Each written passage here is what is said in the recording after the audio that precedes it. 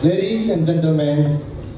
thank you for attending today Chin National Day celebration with the Chin community in Perth. First of all, on behalf of the Chin community, I would like to say thank you to the Honorable Margaret Quek, the member of Legislative Assembly from Grawin. You have been a great supporter for the Chin community, and we are very pleased that you are able to attend our National Day with your wonderful speech today. The Chin community of Western Australia, I'm very proud of this opportunity to present the history of Chin National Day. The Chin National Day came into existence more than half a century today. It is one of the most important historical events of the Chin people.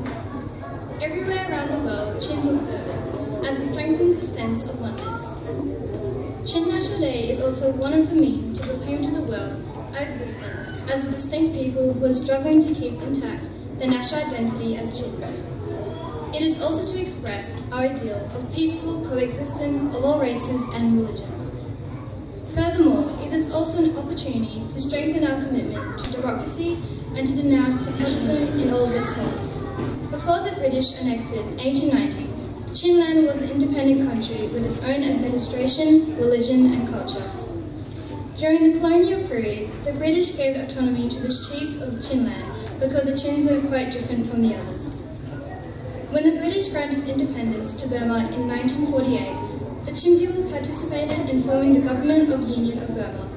together with the Burmese and all the other ethnic races for the mutual benefit of all.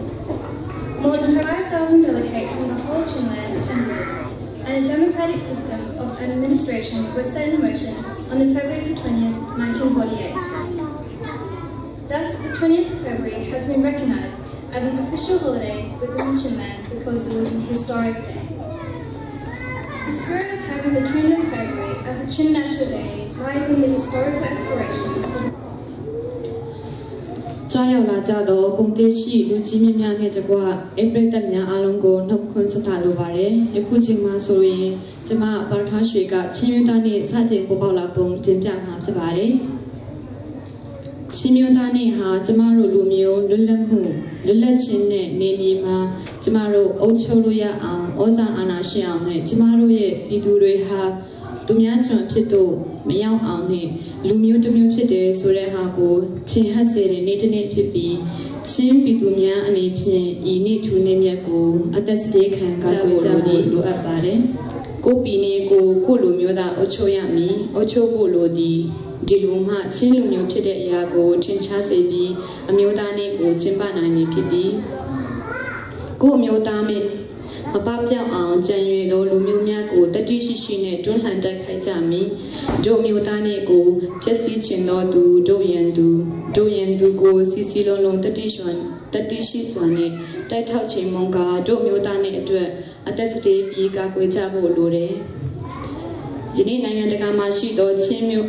မျိုးများဟာမိမိတို့ရှိသောနေရာဒေသအတိုင်းမှာဖေဖော်ဝါရီလ20ရက်နေ့ကိုချင်းမျိုးသားနေ့အဖြစ်တက်ကြွစွာဆက်လက်ကျင်းပလျက်ရှိပါတယ်။ကျမတို့နောက်ဩစတြေးလျတွင်ရှိသောလူမျိုးများလည်းလူမျိုးချစ်သောလူကြီးများဥဆောင်မှုဖြင့်နှစ်စဉ်ကျင်းပလျက်ရှိပါတယ်။နောက်များမှလည်းဆက်လက်ကျင်းပဖို့ကြိုးစား